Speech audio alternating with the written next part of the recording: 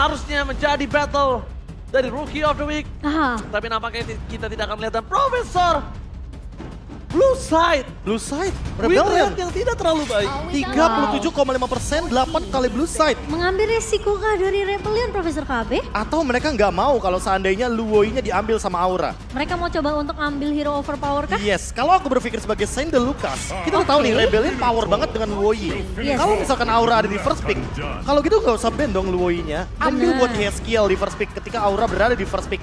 Tapi ternyata Rebellion membantah hal tersebut. Rebellion kayaknya mau banget dapetin Luoi di first pick. Karena juga mereka tahu tentunya Aura nggak bakal ngelakuin ban kecuali mereka udah bener-bener kepepet banget, butuh banget ban Luoi di sini. Ini agak cukup kontradiksi dengan adanya key to victory yang dimiliki dari Aura. Mereka harus melepaskan saja teleportasi player Betul. mereka. Tapi kalau menurut aku dengan kondisi yang mereka sudah berani untuk mendapatkan blue side atau first pick, kayaknya mungkin harus mulai diperhitungkan karena ingat key to victory memang betul dari semua catatan yang sudah terjadi. Tapi semua ini harus diadaptasi dengan apa yang terjadi di lapangan. Adaptasi sih kata kunci yang penting banget menurutku. Tapi kalau ngomongin masalah hero teleportasi ya, Yes. chip dari Rebellion ini masih 0% loh. Jadi Iya, apakah memang dari Aura mereka mau mencoba untuk melepaskan chipnya, coba untuk tukar dengan hero posisi seperti winning condition tadi? Tapi itu yang Wait. Tapi baru aku pengen ngomong, tapi itu sebenarnya yang harus dipertanyakan. Oke. Dengan persentase win rate yang kecil, Momo-chan, itu tandanya tidak ada pandangan dan jangkauan dari seluruh lawan timnya untuk tidak melepas chip terhadap Rebellion. Ya atau tidak cocok aja Tidak dengan cocok, kan? dengan region tersebut. Dan Ya, bahkan- kita ngomongin mungkin aku ambil sedikit data dari MPL Philippines. Chip juga di sana nggak terlalu bagus. 0% win rate-nya juga ada di Iya. beberapa tim. Apa karena tim memang tidak sesuai dengan playstyle timnya? Mungkin. Oh. Karena ya kita udah pernah melihatkan bagaimana Rasi pernah membawakannya, Dreams bahkan pernah membawakannya, ternyata nggak cocok Dan untuk cukup gameplay cheeky tersebut. nggak Rian. sih kalau misalnya ngebawa chip itu harus bawa satu hero yang bisa dikombokan? Iya, Betul, aku setuju. setuju. Tapi di balik semua itu, tentang chip adalah chemistry. Kenapa? Aku melihat dari seluruh chip yang bermain di MPL Indonesia, Rian adalah player chip yang paling menonjol waktu itu dengan gameplaynya. Oke, tapi Dan- sekarang chip sudah di-ban? Itu yang aku bilang, kayaknya dengan 0% win rate ini malah harus dipertanyakan. Segrinding apa mereka yang harusnya tidak boleh disepelekan dengan 0% win rate ya, Bro? Ya, mungkin ada beberapa player yang mendapatkan win rate kemenangannya ketika membawakan chip, contohnya Brusco salah satunya. Yes. Lalu kalau kita ngomongin soal Audi TZ juga, kemarin dia juga sempat bawain chipnya tapi ternyata tidak begitu efisien ketika bermain dengan split push. Metode 3-2-nya nggak berjalan. Ya. Dan itu yang mungkin kayak jadi alasan chipnya di ban aja. Luo ini di ban, nggak ada hero teleportasi, Tapi udah hilang aja. Melepas Nolan, melepas cukup banyak. Rapi Roger first pick. Roger, Nolan, Wise choice. Roger wise choice menurut gue. Karena kalau bisa dibilang ini masih fleksibel. Kedua, kalau ngomongin tentang Nolan, mereka akan sangat kuat untuk berada di area mid to the late game, Profesor KB. tapi kayaknya Angela udah di shadow pick di sana. Iya. Kalau First pick misalkan Angela kayaknya bagusnya sama Baxia kan? Oh, iya. untuk Combo kombonya. ya biasa ya. Combo ofensivitas. Karena kita tahu sendiri bagaimana Gugun ketika mengamankan objektif dan Angela ini bisa flexible pick. Dia bisa ditaruh di mid lane, dia bisa taruh di area roamer juga. Iya. Tapi kalau misalnya aku boleh berpendapat dan mau cari juga Profesor KB ya, aku agak kurang setuju kalau misalnya jalannya di tangan dari Yeskiel. Karena menurut aku Yeskiel adalah salah satu mid laner player maker.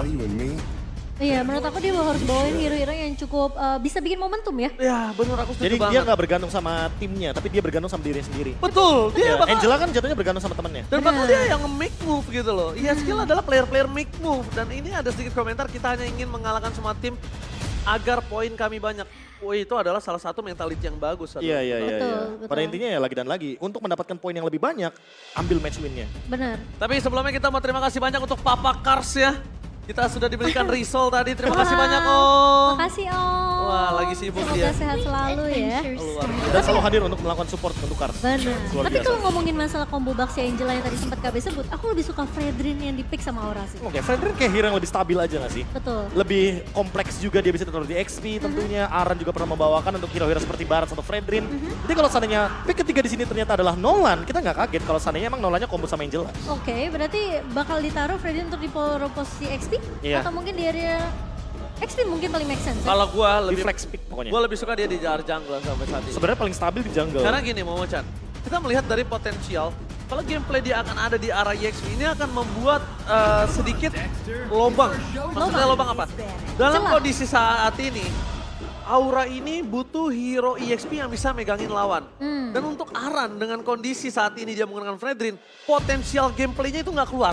Bener, setuju. Dan bahkan kalau Gugun dengan Fredrinnya, kita udah tahu the power of objektif dari Gugun. Apalagi lawannya kan Kars ya. Yes, Itu zoning susah. out-nya jago banget. Benar, kita bisa bilang juga Kars salah satu pemain yang sekarang udah bisa ciptain momennya sendiri. Dan bahkan kalau misalnya lawannya ini adalah Aran, menurut aku match up-nya harus benar-benar yang sama-sama keras, Be. Oke, ngomong-ngomong soal Kars. Apakah Terisla ini buat Kars atau jangan-jangan buat Swallow? Karena Swallow juga sempat bawain bagaimana Terisla mid lane. Ya. Dan ini Roger fleksibel banget. Kalau misalkan dia harus ditaruh di area jungle, it's okay. Atau mungkin dari Rebellion mereka mau melihat dulu kira-kira XP apa yang akan dibangun sama Aura. Iya. Kalau itu aku juga setuju. Aku lebih setuju kalau misalkan ngomongin kayak tadi, ya udah deny aja XP-nya untuk last pick. Jadi dia bisa pick Benedetta, Surprise dia bisa pick ya? pick Pakito. Karena kalau ngomongin Florin team fight banget. Jadi kita Iya. bisa main dengan split push. Nah bahkan kalau kita melihat di sini, antisipasi yang sudah mereka lakukan adalah terhadap Faramis. Mereka nggak mau team fight besar. Kalau seperti ini, kemungkinan besar bahkan potensialnya adalah Terisla untuk sosok seorang Kars. Terisla untuk seorang Kars di depan sana. Tapi ini yang sangat diuntungkan oleh Aura adalah dia udah melakukan pick terhadap cloud-nya, Prof. Jadi Iya. pick secure terhadap Marksman Purify dengan mobilitas yang tinggi. Dan bahkan bisa dibilang kalau misalnya sosok Terisla ini ditaruh di XP lane, ini tetap akan merugi banget.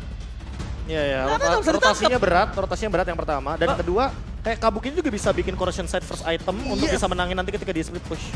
Oke. Jadi dia ada pegangan gitu loh untuk berhadapan 1v1 sama Kars. Kecuali kalau Karsnya ternyata ngedinai dengan Bloodlust Axe. Atau mungkin dia bikin antivirus duluan di first item. Ya, lebih untuk item defensif biar at least dia bisa sustain. Dan juga respect terhadap damage yang dimiliki sama Kabuki. Tapi menutup ke arah Baxia, memang Fredrin tidak akan bisa dihadapkan juga. Mungkin melepas Barats adalah salah satu pilihan untuk Rebellion. Atau Rogernya. Roger Roger bakal masuk coba ke untuk arah di jungler? match up. Iya. Oke. Kayaknya kalau Rogernya di match up sama Fredrin juga not bad kalau misalkan ngomongin soal farming. Aku setuju banget sama Profesor KB. Kenapa mau Oh, Mocan? masalah farming kan? Farming, only farming. Masalahnya Nah, sekarang, masalahnya kalau objektif gimana nih? ya potensinya sekarang dia masih punya Lycan Punch. Tapi kalau misalnya mereka ambil Barat, yang aku takutkan satu. Ternyata memang Barat ini adalah trapping. Oke. Sengaja dilepas. Makanya Xbox-nya first ban ya. Oke, Xbox first pick. Ya first ban-nya emang kayak ya udah kita emang pengen main Barats dari awal makanya kita ban exportnya sejauh mungkin. Oke. Dan bahkan Aura pun tidak terpancing akan hal tersebut karena mereka memang tetap sudah menutup ke arah export, mereka pick saja ke arah Fredrin ya. Tapi lapu-lapu yang akan menjadi match up. XP-nya bakal jadi XP yang team fight banget. Ya udah bahas ini playstyle dari Aran banget gak sih Profesor KB? Iya ya jatuhnya ini bener-bener nge-fleksibelin untuk Angelanya bukan untuk Fredrin ya. Jatuhnya Angelanya masih bisa di tangan Yeskiel atau bahkan mungkin di tangan dari Yawi. Tapi kalau misalkan di tangan dari Yeskiel, menurutku di sini ada satu hero yang masih terlepas dan cukup oke untuk dibawakan. Ya contohnya kayak Novaria. Novaria oke banget karena ini bisa matahin setup dari Florinnya juga. Florin kan kita ngomongin soal turtle yang pertama kayak dia nggak bakal aktif, tapi turtle yang kedua dia aktif banget. Dia udah punya bloom di sana. Betul, Aura punya, at least setidaknya mereka punya power of poking. Di sini dua hero yang bisa nge-poke dengan Novaria dan juga Cloud. Tapi, Edith dan juga Brody. Oke, hero team fight. Editnya pun kayaknya bisa ditempatkan di area mid lane. Dan Brody yang kita tahu sendiri bahwa dia sangat-sangat powerful kalau kita ngomongin laning. Dan betul adanya ketika kita ngomongin soal Terisla, yaudah Terislanya kemungkinan besar bisa ditaruh di mid lane kalau kayak gini. Editnya malah yang dipegang sama Kars. Yes, karena mereka melihat harus ada sisi belakang yang terpegang. Tapi lihat dengan kali ini. Oh, memberikan tangannya terhadap seorang Yawi. Hero Yawi. Hero Yawi kayaknya. Hero Yawi. Oh my god, yes kill. Benar, harus turun menuju ke arah mid lane support dan Swallow. Dengan Terisla-nya kali ini akan punya power clear yang sangat cepat dan bahkan Yeskiel harus dipertanyakan dalam rotasinya. Ini jatuhnya kayak cepet-cepetan untuk bikin Flash of the Oasis sih. Iya. Cepet-cepetan bikin foto karena baik Angela atau bahkan Florin itu impactful banget kalau udah punya item ini. Oke, kita akan melihat tentunya dengan adanya meta support atau healing yang akan dibawakan oleh kedua belah tim kali ini. Dan cukup menarik ya, karena kita akan melihat, sebenarnya kita mau melihat pertarungan antara Rookie of the Week. Tapi karena Di tidak bermain, Moai yang akan bermain, ini jadi pembuktian untuk Moai sendiri. Apakah memang dengan pergantian Moai yang menggantikan posisi dari Di ini mampu untuk mengangkat Rebellion kembali ke dalam masa kemenangan mereka? Terisla mid versus Angela mid sih. Emang mereka nggak ketemu banyak. Tapi urusan clear wave dan rotasi sih Terisla emang cepet banget. Cepet Apalagi ya? kita sendiri 4 wave minin ini bakal instan banget Yes. dengan combo dari Terisla. untuk di-clear. Oke, no Rookie of the Week versus gak masalah, tapi nampaknya kita akan melihat membuka Rebellion bangkit dari keterpurukan atau aura makin melangit. Happy Arena, mana tepuk tangannya? Let's go to the lane of down. Wow, ini cukup menarik karena Teris Lamit akan dibawakan kembali dari sisi Rebellion. Sementara Auditz, oke, Azuelo sudah mulai bermain sangat amat agresif di area early-nya. Coba untuk melakukan clear cepat, tapi sepertinya mencoba untuk mengusir posisi dari Yeskiel adalah targeting atau mungkin sesuatu yang akan difokuskan oleh Azuelo untuk di early. Bahaya sih untuk early gamenya karena tempo yang bakal dipegang sama Yeskiel ini spam skill jatuhnya. Dan dia lebih bisa ngelakuin poke damage, terutama ketika nanti mungkin di mid gamenya sih. Yeskiel tuh nggak perlu show di map karena dia punya hard guard dan dia bisa join teamfight kapanpun. Dan buat sekarang dia pakai emblem mage Yeskiel. Ingin bermain dengan magic power, artinya kemungkinan besar Yeskiel akan build item-item mungkin seperti Blood Wings, Holy Crystal. Karena nanti heal-nya akan berdampak dari situ. Sementara Auditz, dia bermain dengan cooldown reduction dan juga emblem support. Karena ada efek heal juga yang bisa dibawakan di sana. Yes. Dan kalau kita ngelihat juga memang sebenarnya Rebellion yang seperti udah kita bahas, mereka punya early pressure yang bisa menguntungkan mereka tentunya. Tapi masalahnya kita belum melihat permainan cukup agresif lagi. Tapi di area bawah Gugun. Oke, bakal coba untuk mengganggu dengan ada first blood di depan sana, tapi Boy mau tidak mau harus mengeluarkan flicker trigger yang dimilikinya untuk sampai saat ini membuat Moai harus benar-benar berada di laning phase yang sangat berat, Momo-chan. Ya, ini mau nggak mau ya, flicker akan dipaksa digunakan daripada menjadi first blood yang bisa jatuh ke tangan dari pemain-pemain Aura. Tapi sepertinya Rebellion akan bermain cukup aman, Profesor KB. Ya, mereka akan bermain dengan lumayan safe dan Kars juga kayaknya nggak mau terlalu untuk bergerak ke depan. Yang ada dia bakal ganking ketika memang kebetulan Gugunnya miss dan baru kelihatan di area turtle. Sementara Vincent lebih sedikit unggul lagi dan lagi untuk Roger pattern farming di early game dan dia mau mencoba untuk ambil objektifnya. Tapi masalahnya ini perbandingan satu level di atas Rom yang sudah memiliki Watchers. Dan Watchers with Flicker menuju ke arah backline berhasil mendapatkan satu point kill dan Vincent. First blood di tangan Vincent tidak bisa lagi dapatkan dan blessing red from Kabuki berhasil mendapatkan Swallow menuju ke arah poin kedua Auditz. And lihat di sini, Kars gak boleh pulang, mau jadi goyang. And Gugun harus pulang sedikit untuk bisa bertahan hidup. Meanwhile, Yawi selalu menjadi sosok player yang menjalankan job desk-nya, Profesor. Tapi yang cukup mengejutkan dari aku adalah di mana posisi dari Kabuki sudah mulai masuk. Diputar, ditarik ulur ternyata Jago. Dia Momo-chan yang aku bilang ke Profesor dan Momo-chan, Yawi selalu menjalankan job desk-nya meskipun berhasil atau gagal. Iya. Oke. Kita mungkin berkaca sedikit dari alter ego yang selalu membawakan Roger dan Florin. Mereka sukses, tapi dengan syarat melepaskan turtle yang pertama. Tapi Rebellion masih memperebutkan turtle yang pertama. Itu yang menurutku mungkin menjadi concern di sini. Yawi di satu sisi langsung matanya hanya menuju ke arah dari Vincent. Vincent gak bisa bergerak, terkena wall charge 1,8 detik dan itu terlalu lama menurutku. Jelas banget targetingnya. Itu gak peduli apapun yang terjadi, mereka sudah siapkan Yawi untuk level 4 terlebih dahulu, Momo-chan. Iya bener ya, wall charge yang mengubah segalanya. Dan Rebellion mereka nggak punya kesempatan untuk mendapatkan turtle. Bahkan tadi kalau misalnya Profesor KB sempat menyebut combo Roger dan juga Florin, ini juga sempat dibawakan oleh Geek Farm. Iya. Yang dimana dari Baloi pun sempat bilang kalau oke, kita harus lepas turtle pertama dan keduanya. Tapi Swallow bakal coba diganggu. Tapi Swallow kalau dia mengganggu di awal seperti ini, ya kan, itu bahaya malah buat dia. Karena gini, kita bisa bilang kalau misalnya sosok Swallow ini adalah membutuhkan item defensif. Dan kalau misalnya perbandingan gold 1200, kemungkinan besar Cloud-nya akan punya power of corruption sight ataupun Demon Hunter Sword terlebih dahulu. Nah yang tadi aku cukup kaget adalah ketika di turtle pertama, Kabuki itu udah mulai main rotasi masuk ke area mid, Profesor KB. Ya karena Yeskielnya udah pasti bakal farming di XP lane kan. Jadi biarin aja untuk Kabukinya bisa farming dua lane. Tugas Cloud, ini kayak classic gameplay buat Cloud sih. Ya di 5 menit awal dia bisa farming dua lane seperti ini, apalagi untuk Yeskiel dia nggak perlu item yang terlalu banyak, dia modal Flask of Dionysus saja dia udah punya cooldown reduction, efek heal tambahan, udah paket lengkap lah, biar nantinya Yeskiel bisa rotasi kemanapun dengan menggunakan hard guard. Oke, dan sementara setup turtle yang kedua sebentar lagi akan kita lihat di mana memang Gugun sepertinya juga udah mulai straight terlihat di area rivernya, tapi Aran akan sedikit ditahan oleh Kars di area atasnya. Auditz aku mau lihat nih, apakah memang dengan combo Roger dan juga Florin ini, mereka masih mau coba paksa untuk melakukan kontes? Oke, Swallow gak boleh masuk terlalu lama. Ingat Swallow memang dia tebal, tapi untuk sampai saat ini dia belum berada di posisi seperti itu. Dan bahkan langsung ada arah dengan Brave Vice menutup para pasukan dari tim Rebellion. Nampaknya semua kesalahan mereka menuju ke arah seorang Gugun. Press Sword mendapatkan damage yang sangat besar. Bahkan Vincent, sang serigala berbulu pantai kali ini harus tumbang di depan sana. Pasukan dari Aura, mereka berhasil membuat Yawi hanya menjadi satu-satunya korban. Yang kalau bisa kita bilang, ini rugi Vincent ditukar Yawi, Momo-chan. Wah ini kerugian banget sih untuk teman-teman dari Rebellion. Dan sekarang Yeskiel mungkin bisa aja solo pick off, enggak ternyata. Tapi Swallow pun tidak akan terlalu mengambil risiko untuk berhadapan dengan Yeskiel. Sementara Kars kembali dipukul mundur oleh Aram, Profesor KB. Lagi-lagi kita melihat setup yang sama sebenarnya dari Aura di turtle yang kedua, Profesor KB. Iya, iya. Dan lagi-lagi perbedaannya ada di targetingnya. Targeting ke arah Gugun menurutku ini terlalu early. Dan kayak mungkin harus diubah sedikit. Walaupun memang kalau kita ngomongin objektif memang harus Gugun yang di take down terlebih dahulu. Masalahnya jaminannya ada belum dua. cukup damage-nya. Iya, masalah jaminannya juga ada dua. Ada hard cut dan tiba-tiba Kak Buki juga mulai rotasi lagi untuk membantu tim fight di area rivernya tadi. Ya tapi di satu sisi Vincent memang lebih unggul dari soal pattern farming seperti biasa untuk urusan Roger. Dia bakal lebih cepat juga menghancurkan monster-monster jungle. Dan tinggal Kak gimana Buki- caranya dia survive, itu aja. Iya sih, Survive benar-benar. itu adalah hal yang sulit, tapi untuk sampai saat ini kalau kita bisa membicarakan dalam kondisi gold, udah pasti Kabuki akan punya keunggulan. Dia udah punya 5.000 gold, Momo-chan, dan sedangkan di sebelah sana semaksimal mungkin Moe mengejar di arah 4.600, tapi lihat Gugun terlalu berani coba untuk menangkap Swallow.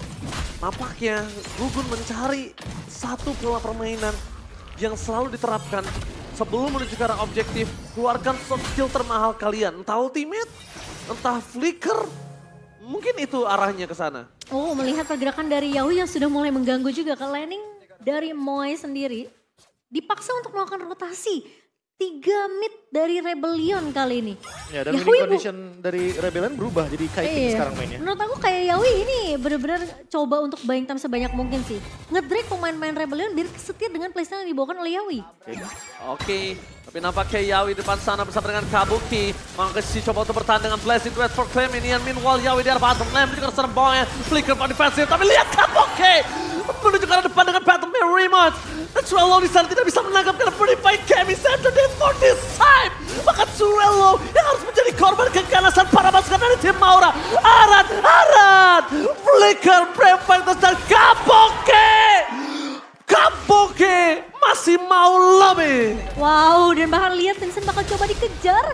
Namun sepertinya merelakan Orange Bomb adalah jawaban untuk Vincent, Profesor KB. Itu timing untuk Yeskiel masuk ke Kabuki on point banget.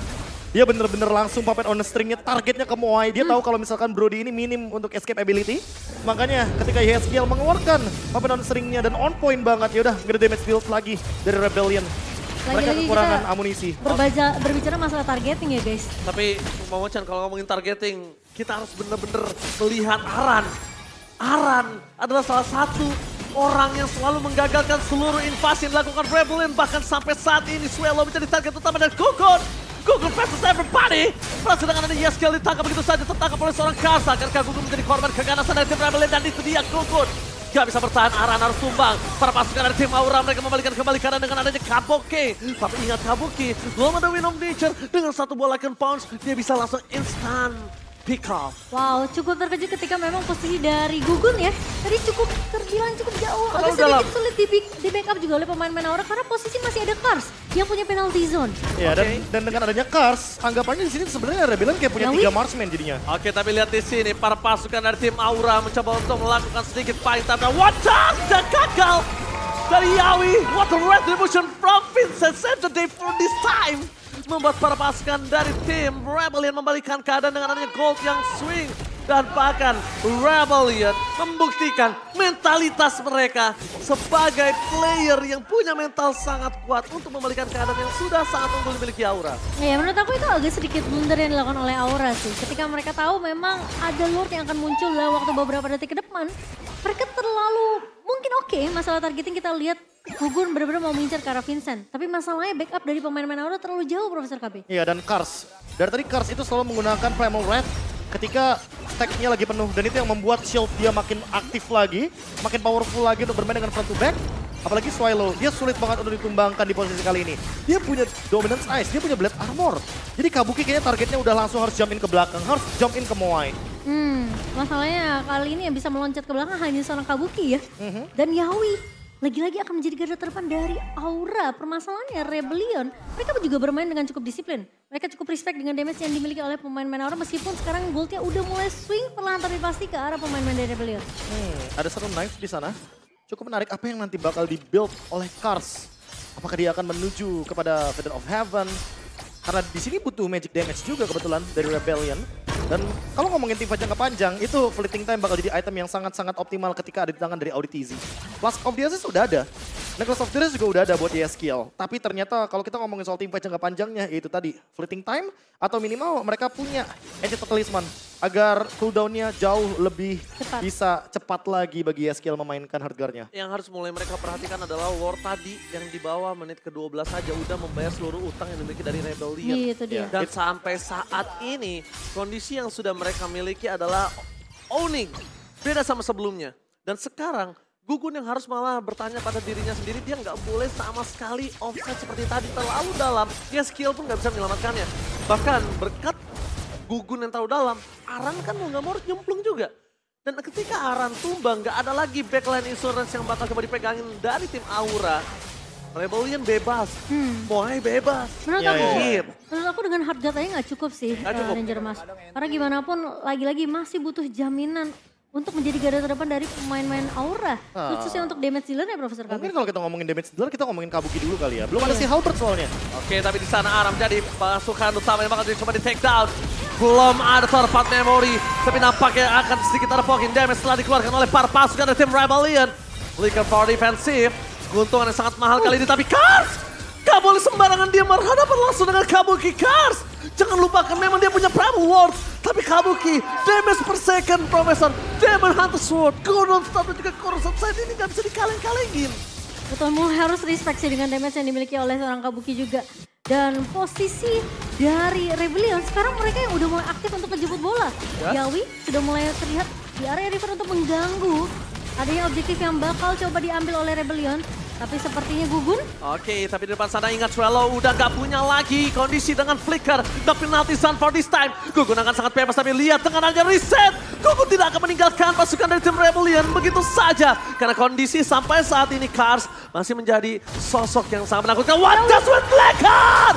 Yahweh! Langsung ada arah belakang. Para pasukan dari tim Aura berhasil di take down. Dengan ada pertukaran Swallow, tapi di depan sana Vincent the Blood Edward from Kabuki.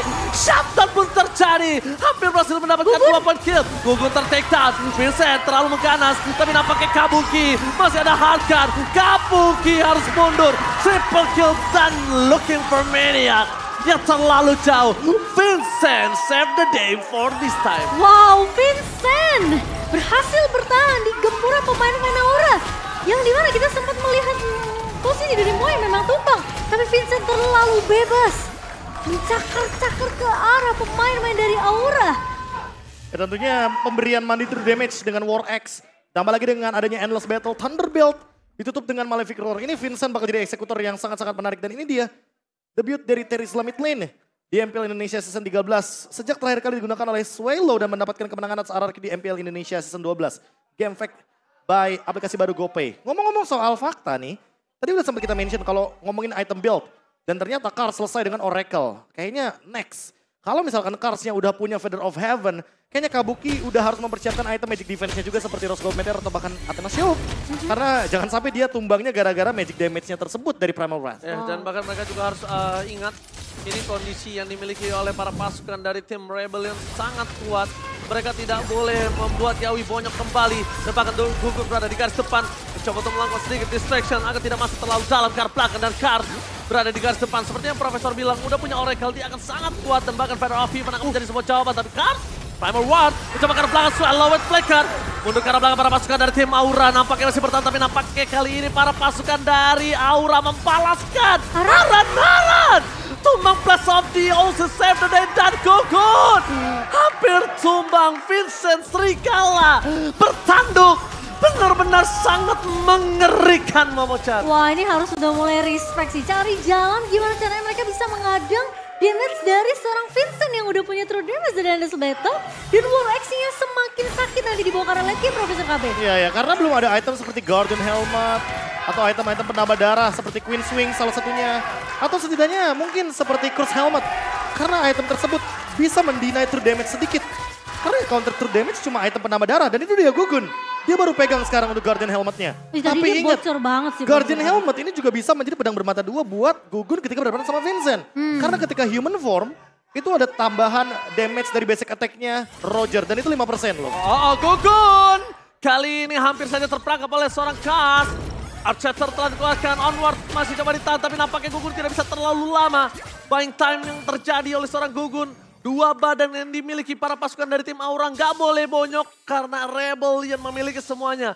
Ada si Halberd, mereka punya Legion Pounce. Damage yang maksimal tapi watch out dikeluarkan mengejar sana Swallow. Masih ada belum menyelamatkan semua tapi Couple Kirin of Nature. Langsung dikeluarkan membalaskan kembali apa yang dimiliki seorang Vincent tapi Naran. Dengan aja Prefectus ke arah yang lain. Dan nampaknya Swallow tumbang oleh sosok dari seorang Yeskiel. Meskipun begitu, pertukaran mereka berada di pertukaran yang sebenarnya pertukaran yang 50-50. Nah ya masih 50-50, tapi masalahnya orang mereka nggak bisa terlalu overcommit karena lagi-lagi Super Minion yang terus berjalan dari area atas dan juga di area mid. So Rebellion mereka punya satu kondisi yang cukup menguntungkan. Mereka bisa aja paksa pemain-pemain dari Aura untuk fight. Sementara Super Minion akan terus masuk ke area base dari Aura. Iya ya, update patch 31 Januari kemarin emang benar-benar mengubah skenario Super Minion ya. Iya. Dia makin powerful dan tentunya makin sulit untuk melakukan counter engage. Terutama bagi Aura. Harus. Oke, tapi nampaknya di sana Yami udah mulai bonyok ke arah belakang. Dengan adanya Watson dikeluarkan menuju ke arah Bloom. Kar selamat. Dan dia blessing to antar Kar. Save the day. Dengan damage yang sangat besar dari Likat Pot. Looking for triple kill. Looking for Mania. Rebellion. Membalikkan keadaan. Ini bencana. What the epic coming from Rebellion. Game pertama akan coba didapatkan oleh tim Rebellion. Dan wipe out. Sang Naga harus bertumpuk lutut di hadapan Sang Banteng Biru. Sang Banteng Biru yang kembali kuat di game.